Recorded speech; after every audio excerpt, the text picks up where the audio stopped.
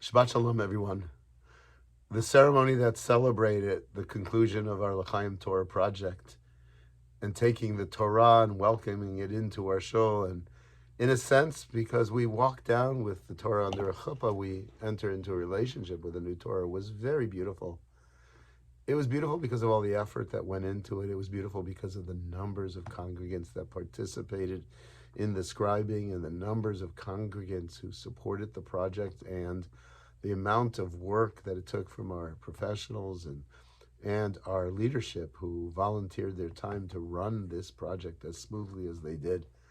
So it was a click moment that really brought us together in such a beautiful way at a time when it's important for us to be together in a beautiful way and to create moments that really create hope also. This week we begin the reading of that Torah. We begin with the book of Genesis. And the book of Genesis, you may know, begins with the words typically we read as in the beginning, and sometimes we read them as when God began to create, and that's a whole story that you can read about as to why there's a difference in translation, but the first letter in Hebrew is bet. So like everything that we learn about Torah, there's something to learn in every letter and every word and every verse.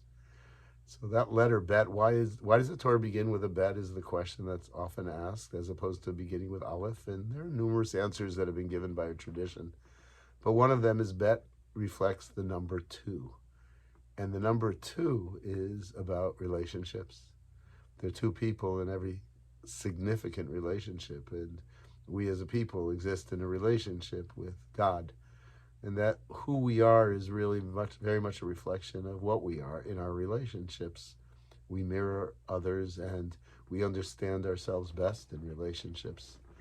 So this is what I wanted to say, because we celebrated the Torah. We'll read from the Torah on Shabbat, but more than that, as B'nai Torah, we take Torah learning very seriously, and we encourage it. It's not just encouraged for our children, but it's encouraged for adults also. We have significant numbers of people who are learning here. I'm convinced that learning is an important dimension to staying healthy and staying active and staying current in this world. I see older people who learn at the university or other senior programs at universities, or they just take courses because they want to know more. And here at B'nai Torah, we offer lots of adult courses. And through those programs like the Melton program and Lunch and Learn and the other special programs that are offered through our Cooperman Academy, relationships grow. The relationships between people you learn with, the relationships between yourself and a text in the past, the relationship between yourself and the teacher. These are really critical components. And I do think that continuing to learn keeps our mind sharp and keeps us sensitive to the various issues in the world and to what our obligations are in the world. So I would encourage you, as we go forward in celebration, as we begin the Torah, to think about taking part in learning. First and foremost, you might want to do it here, but you can also think about the learning that's available in other places in the community.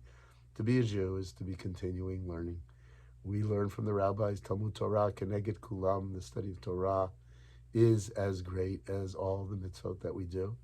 Perhaps it's because we hope that learning will bring us to higher places and to doing good deeds. Shabbat Shalom. I look forward to seeing you soon.